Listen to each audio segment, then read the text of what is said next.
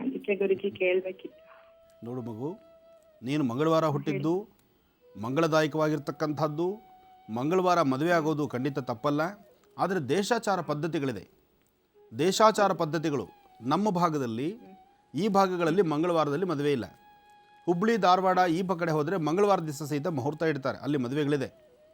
ಹಾಗೆ ಮದುವೆ ಅನ್ನೋದು ಶುಭ ಅಶುಭಗಳು. ಒಂದು ವಿಚಾರ ಚೆನ್ನಾಗಿ ಸ್ಪಷ್ಟೀಕರಿಸ್ತಿದ್ದೀನಿ, ಚೆನ್ನಾಗಿ ಅರ್ಥ ಮಾಡ್ಕೊ. ನಾಳೆ ನಿನಗೆ ಯಾರೇ ಪ್ರಶ್ನೆ ಮಾಡಿದ್ರು ನೀನು ಅವ್ರಿಗೆ ಇದನ್ನು ತಿಳಿಸುವಂಥ ರೀತಿಯಲ್ಲಿ ಇರಲಿ. ಶುಭಾಶುಭಗಳು, ಮದುವೆ, ಮುಂಜಿ, ನಾಮಕರಣ, ಗೃಹಪ್ರವೇಶ, ಹಾಗೆ ಮನುಷ್ಯ ಹುಟ್ಟು ಸಾವು, ಒಳ್ಳೆಯದು ಕೆಟ್ಟದ್ದು, ಇದು ಯಾವುದು ನಮ್ಮ ಕೈಲಿಲ್ಲದ್ದು.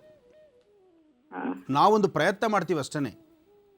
ಒಂದು ಸಾಮಾನ್ಯಕ್ಕೆ ನಾವು ನಿಗೊಂದು ಮದುವೆ ಡೇಟನ್ನು ಕೊಡಬೇಕಾದ್ರೂ 4 ಅಥವಾ 5 ಡೇಟ್ ಕೊಟ್ಟಿರ್ತೀವಿ. ಆ 5 ಡೇಟಲ್ಲಿ ಯಾವ್ದಾದ್ರು ಒಂದು ಡೇಟ್ನ ನೀವು ಆಯ್ಕೆ ಮಾಡಿ ಅಂತ ಹೇಳ್ತೀವಿ. ಅಥವಾ ನಾನೇ ಪ್ರತ್ಯೇಕವಾಗಿ ನೀವು ಒಂದೇ ಡೇಟ್ ಕೊಟ್ಟು ಇದೇ ಡೇಟಲ್ಲೇ ಮದುವೆ ಆಗಬೇಕು ಅಂತ ನಾನು ನಿಗದಿಪಡಿಸಿದೆ ಅನ್ಕೋ. ಆ ಡೇಟಲ್ಲಿ ಅಕಸ್ಮಾತ್ ನಿಂದೇನಾದ್ರು ಬೇರೆ ಥರ ಸಮಸ್ಯೆಗಳಿದ್ದರೆ, ಅಂದರೆ ಒಂದು ಹೆಣ್ಣಿಗೆ ಇರಬೇಕಾದಂಥ ಸಮಸ್ಯೆಗಳು ನಿಂದೇನಾದ್ರು ಆ ಡೇಟಲ್ಲಿದ್ದರೆ, ನಾನು ಹೇಳುವಂಥ ಡೇಟ್ ಇಂಥದ್ದೇ ಮದುವೆ ಆಗಬೇಕು ಅಂದರೆ ಅದು ತಪ್ಪಾಗತ್ತೆ. ಹಾಗೆ ನಿನ್ನ ಹಣೆಯಲ್ಲಿ ಬರೆದಿರೋದೇ ಮಂಗಳವಾರ ಮದುವೆ ಅಂತಿದ್ರೆ ಅದನ್ನು ತಪ್ಪಿಸ್ಲಿಕ್ಕಾಗೋದಿಲ್ಲ. ಹಾಗೆ ಇನ್ನು ಲವ್ ಮ್ಯಾರೇಜ್ ಅಂತ ಹೇಳಿದೆ. ನಾನು ಏನೇ ಕಾರ್ಯ ಮಾಡ್ಬೇಕು ಅಂದ್ರೂ ಅದು ಮಂಗಳವಾರನೇ ನನಗೆ ತುಂಬಾ ಒಳ್ಳೆ ದಿನ ಗುರುಜಿ. ನಾನು ತುಂಬಾ ಅದು ಟ್ರೈ ಮಾಡಿದೀನಿ. ಬೇರೆ ವಾರ ಆಗದೆ ಇದ್ರೂ ನಾನು ಜಾಸ್ತಿ ಮಂಗಳವಾರನೇ ಜಾಸ್ತಿ ಆಗ್ಬರುತ್ತೆ ಗುರುಜಿ. ಒಳ್ಳೇದಾಗ್ಲಿ, ಶುಭವಾಗ್ಲಿ. ಯಾರ ಮಾತು ಯಾವುದನ್ನು ಕಿವಿಗೆ ಹಾಕೋಬೇಡ. ಈಗ ಒಂದು ಹೆಜ್ಜೆ ಮುಂದೆ ಇಟ್ಬಿಟ್ಟಿದ್ಯಾ. ಆದಷ್ಟು ತಂದೆ ತಾಯಿ ಹತ್ರ ಕ್ಷಮೆ ಯಾಚನೆ ಮಾಡು, ಕ್ಷಮೆ ಕೇಳು. ತಪ್ಪು ಮಾಡಿದ್ದೀವಿ, ಈ ತಪ್ಪನ್ನು ದಯವಿಟ್ಟು ನಾವು ಮುಂದೆ ಈ ತಪ್ಪಿನಿಂದ ಬೇರೆ ಥರ ನೋವು ಪಡೋದಿಲ್ಲ ಅಂತ ಹೇಳು. ಯಾತಕ್ಕಾಗಿ ನಿಮ್ಮ ಪೇರೆಂಟ್ಸ್ ನಿನ್ನನ್ನು ಈ ಥರ ಮಾತಾಡಿದಿರ ದೂರ ಇದ್ದಾರೆ ಅಂದರೆ, ನಾಳೆ ನನ್ನ ಮಗಳು ಎಲ್ಲಿ ಕಣ್ಣೀರು ಹಾಕ್ಕೊಂಡು ಮನೆ ಬಾಗಿಲಿಗೆ ಬಂದು ಬಿಡ್ತಾಳೋ ಅನ್ನೋ ಭಯ ಅವ್ರಿಗಿದೆ.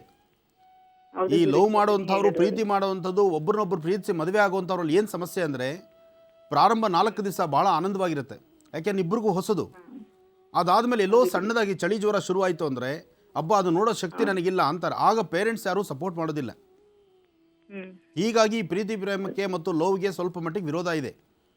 ಆದರೆ ಒಂದು ವಿಚಾರ, ಇಷ್ಟು ಬಾಲ್ಯದಿಂದ ನಿನ್ನ ಸಾಕಿ ದೊಡ್ಡೋಳನ್ನು ಮಾಡಿ ನಿನಗೆ ವಿದ್ಯೆ ಜ್ಞಾನ ಕೊಟ್ಟು ನಿಂಗೆ ಬೇಕಾದ್ದು ಬೇಡವಾದ್ದು, ಅವ್ರು ಉಪವಾಸ ಇದ್ದರೂ ಸಹಿತ ನಿನ್ನ ಹೊಟ್ಟೆ ತುಂಬಿಸಿ, ಅವ್ರ ಮೈ ಮೇಲೆ ಬಟ್ಟೆ ಹರಿದಿದ್ರು ನಿನ್ನ ಮೈ ಮೇಲೆ ಒಳ್ಳೆ ಬಟ್ಟೆ ಬರಬೇಕು ಅಂಥೇಳಿ ತಂದೆ ತಾಯಿ ನೀನು ಇಷ್ಟು ಪೋಷಕರು ನೀನು ಇಷ್ಟು ಚೆನ್ನಾಗಿ ನೋಡ್ಕೊಂಡಿರ್ಬೇಕಾದ್ರೆ, ಮದುವೆ ಅನ್ನೋದು ನನ್ನ ಮಗಳ ಮದುವೆ ಹೀಗೆ ಮಾಡಬೇಕು ಅನ್ನೋ ಆಸೆ ಆಕಾಂಕ್ಷೆ ಆ ತಂದೆ ತಾಯಿಲೂ ಇರುತ್ತಲ್ವಮ್ಮ. ನೀವೇನೋ ಪ್ರೀತಿಸಿದ್ರಿ, ದೇವಸ್ಥಾನದಲ್ಲಿ ಹೋಗಿ ತಾಳಿ ಕಟ್ಕೊಂಬಂದ್ಬಿಟ್ರಿ. ಆದರೆ ನನ್ನ ಮಗಳ ಮದುವೆ ನಾನು ಹೀಗೆ ಮಾಡಬೇಕು ಅನ್ನೋ ಆಸೆ ನನಗಿರುತ್ತಲ್ಲ, ನನ್ನ ಆಸೆ ಏನು ಮಾಡಬೇಕು?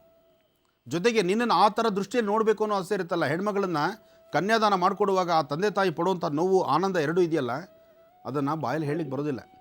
ಅದು ಪ್ರಾಕ್ಟಿಕಲ್. ನೀನು ಯಾವುದಾದ್ರು ಒಂದು ಮದುವೆಗೆ ಹೋದರೆ ಆ ತಂದೆ ತಾಯಿ ನಡೆಯುವಂಥ ರೀತಿ, ಅಲ್ಲಾಗುವಂಥ ಆ ಪ್ರಕ್ರಿಯೆಗಳನ್ನು ನೋಡಿದ್ರೆ ಅಷ್ಟೇ ಅರ್ಥ ಆಗುತ್ತೆ. ಇರಲಿ, ಇದೆಲ್ಲ ದಾಟಿ ನೀನು ಮುಂದಕ್ಕೆ ಬಂದುಬಿಟ್ಟಿದ್ಯಾ. ಈಗ ನೀನು ಪಾಠ ಹೇಳಿ ನನಗೆ ಅರ್ಥ ಇಲ್ಲ, ಅದು ಪ್ರಯೋಜನ ಇಲ್ಲ. ನೀನು ಚೆನ್ನಾಗಿರಲಿ ಅಂತ ನಾನು ಆಶಿಸ್ತೀನಿ. ಮಗು, ನೀನು ಚೆನ್ನಾಗಿರ್ತೀಯ, ಆದರೆ ದುಡುಕಬೇಡ. ನೀನು ದುಡುಕಿ ಮಾತಾಡೋದು ಬೇಡ. ಯಾಕೆಂದರೆ ನೀನು ಆಯ್ಕೆ ಮಾಡ್ಕೊಂಡಿರ್ತಕ್ಕಂಥ ನಿನ್ನ ಪತಿದೇವ್ರಿಗೂ ಸಹಿತ ಮುಂಗೋಪ ಸ್ವಭಾವನೇ. ನೀನು ದುಡುಕಬೇಡ. ಆದಷ್ಟು ನಿಮ್ಮಿಬ್ಬರ ದಾಂಪತ್ಯದಲ್ಲಿ ಎಲ್ಲೂ ಬಿರುಕಬಾರ್ದಂಥ ರೀತಿಯಲ್ಲಿ ಚೆನ್ನಾಗಿರಿ. 100 ವರ್ಷ ಚೆನ್ನಾಗಿ ಬದುಕಿ. ಒಳ್ಳೆಯದಾಗಲಿ ತಾಯಿ.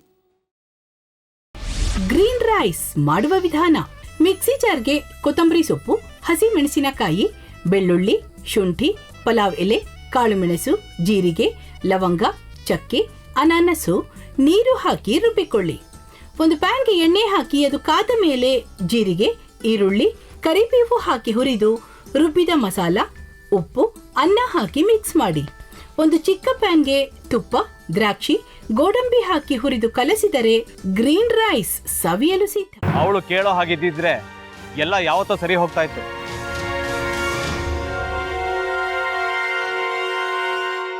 ಅದಕ್ಕೆ ನೀವಾದ್ರೂ ಏನು? ನಾನಾದ್ರೂ ಏನತ್ತೆ? ಅವಳ ಹತ್ರ ಬಂದು ನೀನು ಸೋಲೋದು ಬೇಡ, ನಾನೇ ಸೋಲ್ತೀನಿ, ನೀನು ನಮ್ಮ ತಂದೆಗೆ ಅವಮಾನ ಮಾಡಿದ್ರು ಪರವಾಗಿಲ್ಲ, ದಯವಿಟ್ಟು ಮನೆಗೆ ಬಾ ಅಂತ ಬೇಡ್ಕೋಬೇಕಾ? ಹಾಗೆಲ್ಲ ಅಳಿ ಅಂದ್ರೆ ಸಂಸಾರ ಅಂದಮೇಲೆ ಇಂಥದೆಲ್ಲ ಏನಾದ್ರೂ ಒಂದು ಇದ್ದೇ ಇರುತ್ತೆ. ಹೋರಾಟ ಮಾಡಿದ್ಲು.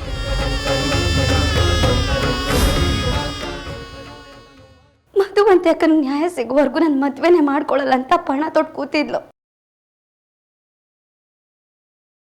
ನಿನ್ನ ಪ್ರಾಣನೇ ಇಟ್ಕೊಂಡಿದ್ಲು ಕಣ ಅಕ್ಕ.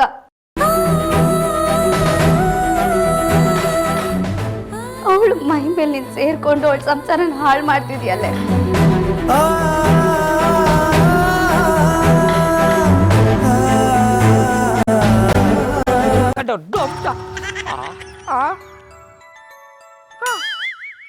ಇದ್ಯಾವುದಪ್ಪ ಹೊಸ ನಂಬರಿಂದ ಫೋನ್ ಬರ್ತದೆ. ಆ ಫೋಟೋ ತಗೊಂಡವೇನಾದ್ರು ಬೇರೆ ನಂಬರಿಂದ ಮಾಡಿರ್ಬೋದಾ? ತೊಂದರೆ ಇಲ್ಲ, ಎತ್ತು ಬಿಡು. ಹಲೋ, ಏಯ್ ಪಟ್ಟಾಪಟ್ಟಿ ಚಡ್ಡಿ ಬನಿಯನ್, ಏನೋ ಮಾಡ್ತಾ ಇದ್ಯಾ? ಶಿವನೇ ಶಂಭುಲಿಂಗ, ನಿನ್ನ ಜೊತೆಗೆ ಮಾತಾಡ್ದವನೇಲಪ್ಪ. ಅಲ್ಲ ಶಿವ, ಯಾಕೆ ಹಿಂಗೆ ಫೋನ್ ಮಾಡಿ ನಂಗೆ ಜಂತುಳ ಬಿಡ್ತಾ ಇದೆ? ಏಯ್ ವಾಯ್ಸ್